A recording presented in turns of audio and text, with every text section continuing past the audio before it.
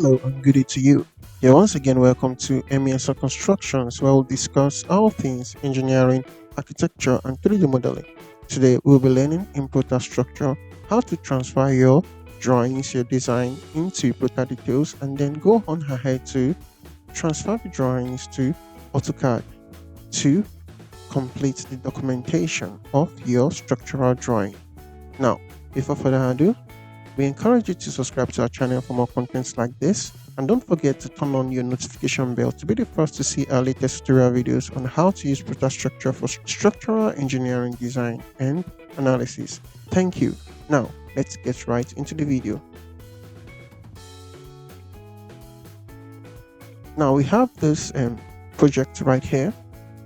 It's a live project that I did for a client. And this project, you can see that it's labeled yellow, which means analysis is expired.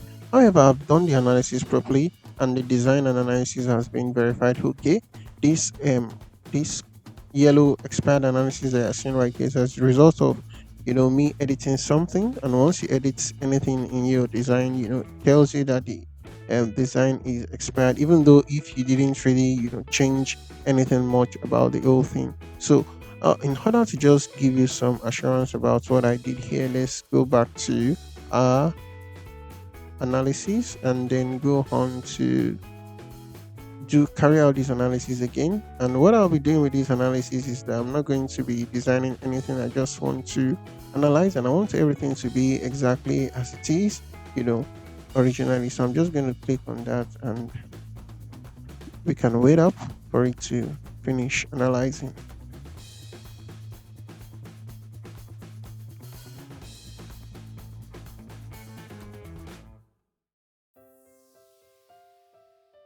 So now you can see that my analysis is okay, and I can close this, and you have the analytical model loading up behind behind us right here.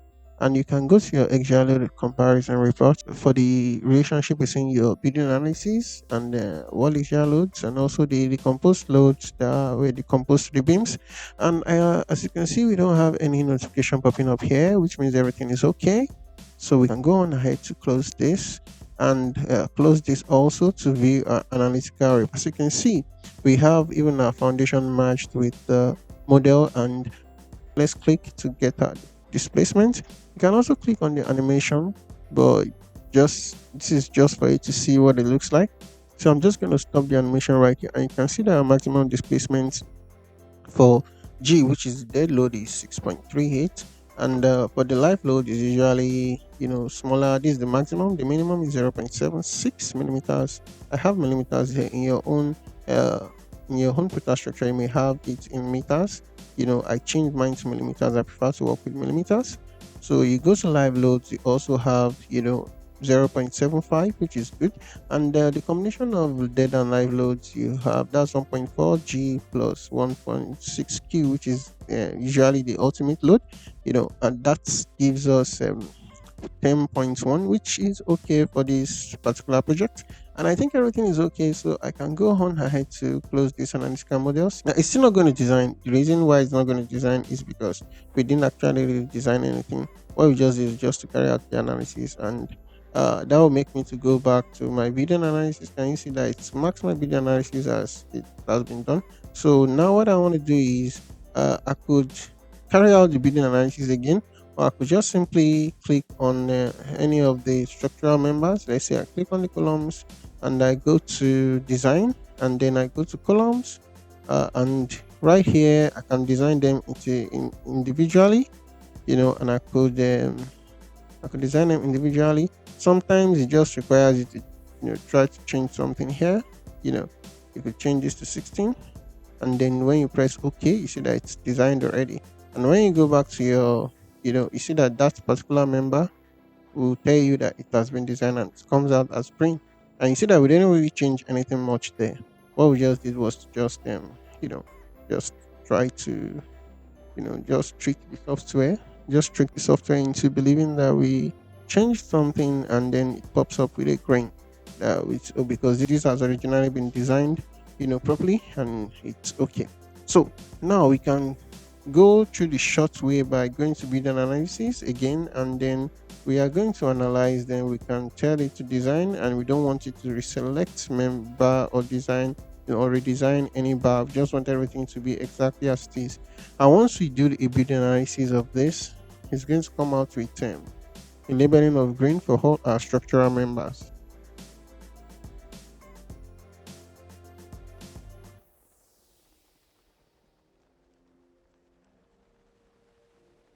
So now it's loading up our analytical model, and as you can see, we can go on to check our axial load comparison report again, and you see that we have the comparison between the building analysis and the decomposed load is not really far apart, and that's why we don't have any notification popping up here to warn us on the result of our axial load comparison reports, because also very important to keep that in mind.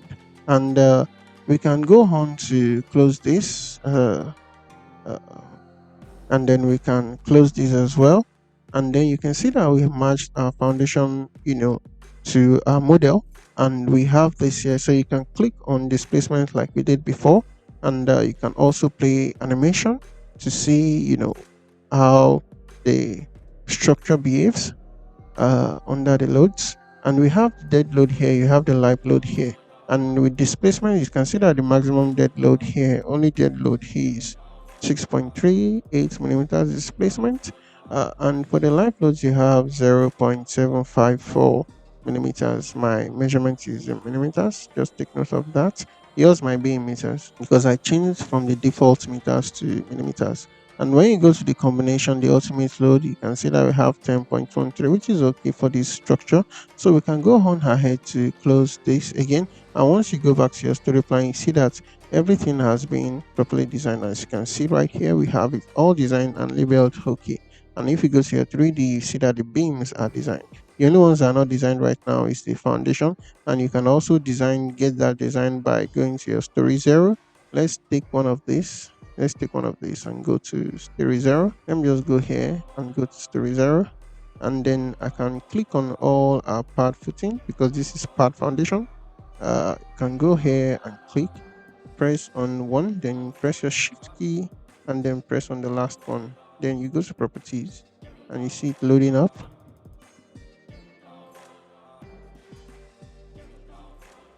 And once it's properly loaded up, you can see that everything is marked okay. The design status is marked okay. So you can just press your OK here to have everything, designed properly. And when you go back to your 3D model, you see that everything right here is now designed and labeled okay.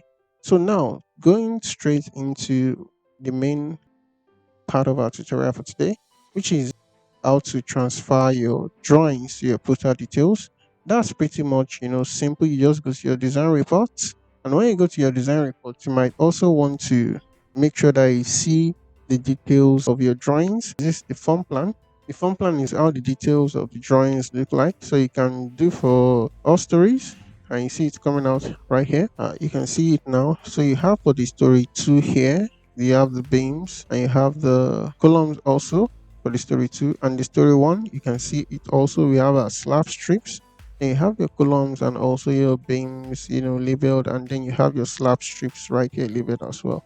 The story 2 too, you have your slab strips labeled, and as you can see in your story 0, you just have the foundation plan right here. So now you can close this. It's just for you to see that what you have here is okay and up to and exactly what you intended to design. And then you can go on to column elevations, column application plan. This is going to show you the sizes of your columns. Column elevation plan will show you the elevations of your columns. Then story beam elevation plans will show you how your beams are going to look like. And when you click on that, you see that it's going to give us the same pop-up. And then you have your beams for story 1 right here. And as you can see, this is a 1B1. It has 3Y16 for the top bar and 2Y16 for the bottom bar. Then you have a 360. The bending is 360 for the top bar, and then the bottom bar is just going straight into the column. Then you have your sectioning here to the the depth of your beam, which is 450, and the width, which is 2 to 5. And you can always go through all these because everything you have right here will be transferred, into your structural details, and you have to work with that, for the final documentation of your drawing. So I'm going to close all these, and you have your foundation, also foundation beam elevations. As if you have, something like a raft foundation, a beam raft foundation, or something like that. And the part base also is going to show you, the details of our part foundation. As you can see, we have it right here. So our FC one is 9 by 12, by 9 by 12 because it's 1200 by 1200. And as you can see right here, the spacing is 150, and you have cutting the section 225 for the column, and then you have 48.75, on one side and on the other side. And that's the detailing for the foundation base columns. And I can close this also, and then you can see that we have Prota still here because we are not dealing with a steel structure, we're dealing with a reinforced concrete structure. And you can go to Protadetails right here. So you just click on Protadetails. What it's going to do when you click on it is transfer all the drawings. It asks you if you want to save, and you can say yes. And then it's going to transfer all the drawings from your Protastructure software into your Protadetails software. But because I have this already saved, in my Protadetails, I might not have to go through some, other steps. As you can see it, I have it saved. So I might need to just create something else. So I can just say auto generate details drawing manager. So now it pops up with this, and you can choose to exclude maybe some of the part of the drawing that you don't want. Let's say we don't want story 2, we can unclick this. It's not going to generate it to our put details. So but I want everything to be right there, from the front plan, the column application, column elevation, column shadow, beam elevation, and part fitting. I want everything to be there. And this option one, I'm going to be going with option one, which is going to show me top bars and X bottom bars, Y top bars and bottom bars, level and drop bar. Everything right here is what I want to be there. So I could choose to display column loads. I could choose not display column loads. And once we clicked everything, so we can draw again. Then we have this. Then we click on anywhere on the panel and draw.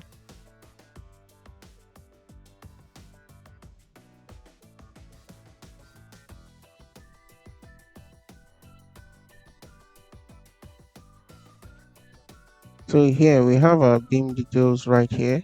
As you can see, our 1B1 has 3Y16 just like we had on the other one. So now our column details are now very visible. As you can see, we have this 2C1, 2C2, 2C3, and you have all that right here. Then when you go to you can see this is our foundation columns, and you have our footing, labels and footing size right here. Then the depth of the footing, and also you have the width of the footing and the length of the footing.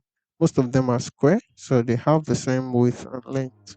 So, and you also have here the slab details, the slab strips, you know, and you have the quantity table right here, and also with the bar bending schedule. And then you also have the properties of the materials that you'll be using, the columns, the grade of the material of the concrete, and the grade of the rebar. So we have all that right here.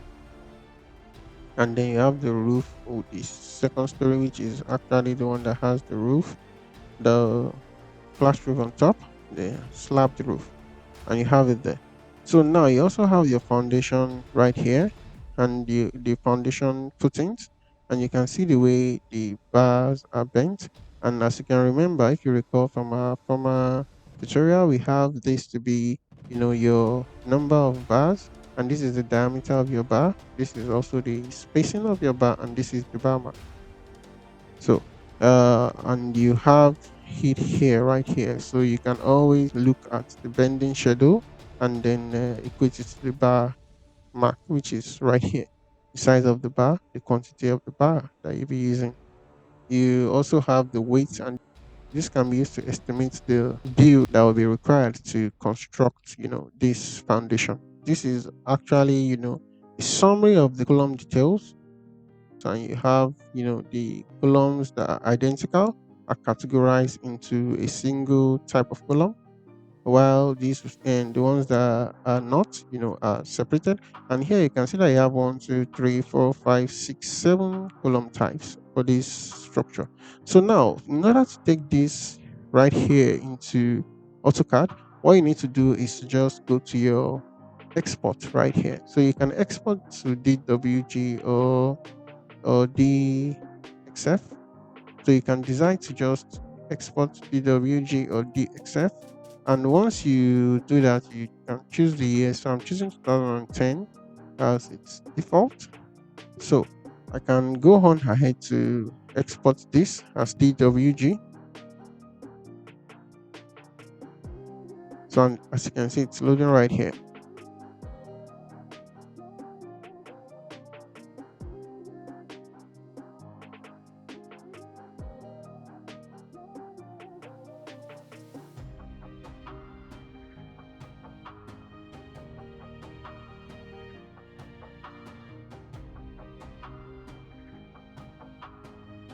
Now, once I get that done, you can see that it's labeled as drawing one, and you can rename it, and then you can go on ahead to open it. It's going to open with AutoCAD. I have AutoCAD down and call right here. So it's going to open with my AutoCAD. And in AutoCAD, you can, edit the detailings as you see fit. So you can see it right here now in my AutoCAD. It's taking some time to load up.